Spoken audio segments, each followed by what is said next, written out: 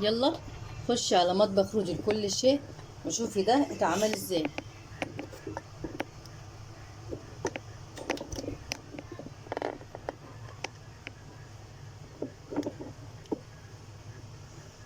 طاجن نوتيلا، طاجن نوتيلا. ده طبق رماس، ده وده طبق العيلة، ده طبعا وده وده وده وده بتاع الشباب. يلا ياكلوا ويتهنوا. بس انا ما عملت رقص. والسلام عليكم ورحمة الله وبركاته. ازيكم يا حبايبي؟ عاملين ايه؟ يا رب تكونوا بخير وبصحة وسلامة. يلا تعالوا نعمل حاجة دافية كده في الجو الوحش بتاع النهاردة دوت. الجو وحش جدا وصعب جدا وهوا قوي.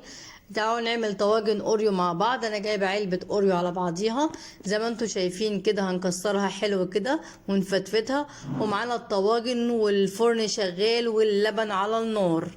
تمام، عشان نبقى متفقين اللبن على النار والفرن بتاعنا شغال. والطواجن مش مقاس واحد، مقاسات. عندي الكبير قوي وعندي الوسط وعندي الصغير، وكل واحده هنحط لها ايه المقادير بتاعتها او ايه على قدها. يلا بينا نصلي على النبي. اللهم صل وسلم وبارك على سيدنا محمد وعلى اهل سيدنا محمد، عليه افضل الصلاه وازكى التسليم. لو اول مره تشوفي الفيديو بتاعي يا ريت تفعلي الجرس واي كومنت كده واعملي لايك. نزلنا زي ما انتم شايفين كده بالاوريو في الطواجن، فرناهم في الطواجن، كل طاجن على قد ايه، على قد المقاس بتاعه حطينا اوريو. واللبن نفس الحوار، يعني لو الطاجن كبير شويه هننزل بكوبايتين لبن ونص، حاجات بسيطه 4 معالق مثلا من الاوريو، ونقلب زي ما انتم شايفين كده لحد ما ندوب الاوريو في اللبن. واللبن طبعا دافئ زي ما انتم شايفين.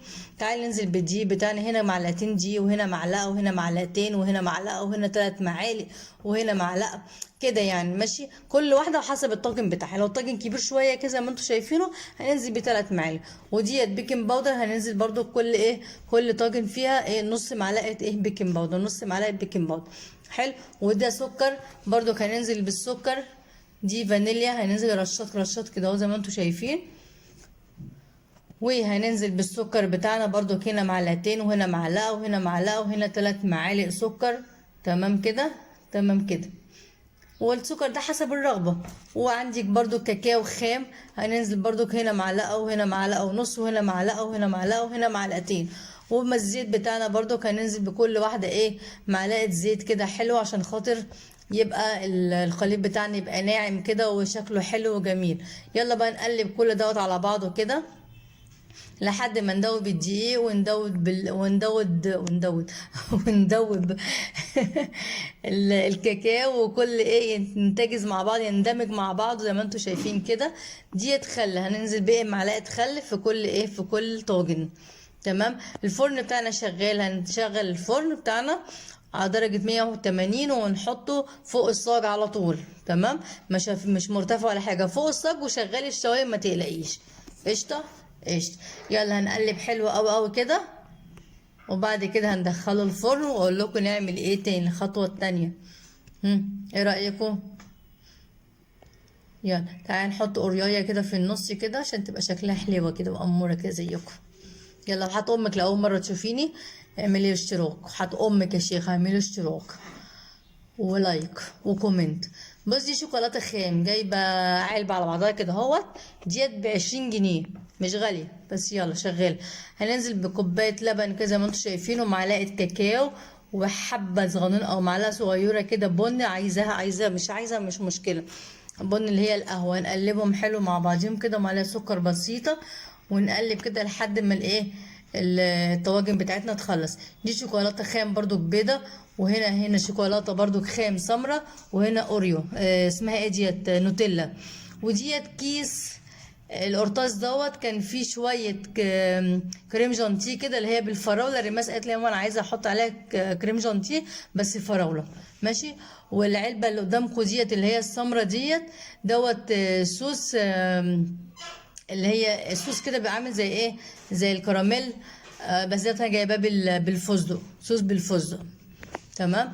ودي الحاجات اللي هنزوق بيها بعد ما نخلص. دي شوكولاته برضو، كل الحاجات دي هنزوق. طلعت معانا الطواجن زي ما انتم شايفين كده. هنقعد نخرمها بالخله كده عشان نسقيها باللبن والكاكاو والبن والسكر، ونحطهم على بعضهم كده ونقلبهم وننزل بيهم على وش الايه الطواجن بتاعتنا تشربها. تمام. الاكله دي او الوجبه دي او الطاجن ده ما بيتاكلش لو هو سخن، لو برد عندك ممكن تحطيه في الميكروويف يدفى، الشوكولاته تسيح وكل حاجه تسيح في قلب بعضيها، وتعالي كلي بقى وتسلم ايدك يا رودي، حقيقي طعمه تحفه. دي الشوكولاته، هننزل بالشوكولاته كده. الشوكولاته والنوتيلا طبعا التصوير مش مبينهم ده ايه وده ايه، ده شكله ايه وده شكله ايه، الاتنين شكلهم ما شاء الله مسمرين. بصي اهي نوتيلا او شوكولاته، دي شوكولاته والتانية نوتيلا. بصي نزلت كله على كله كده وشاشه كده، نوتيلا وشوكولاته نص ونص. وادي الشوكولاته البيضه، قلت اما نزوق كده نداري الاسود دوت، نطفي الضلمه ديت او ننور الضلمه دي. كده حاجات بسيطه اهي. الطاجن اللي هناك ده كبير والطاجن ده كبير، هما 3 كبار و2 صغيرين. تمام كده. زوقي بقى التزويق ده بقى انت وذوقك بقى، يعني معاكي الشوكولاتات بقى غرقي بقى. طبعا احنا عامله على ايه، على قد الاسره اللي عندي، يعني الطاجن الكبير ده 2 هياكلوا منه، والصغيرين دولت كل واحد واحد.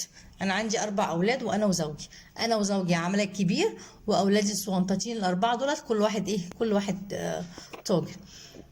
زوقي بقى براحتك، والحاجات دي بقى بتبقى بذوقك بقى، انت معاكي الشوكولاتات بقى والدنيا ظبطي انت بقى مع نفسيتك بقى.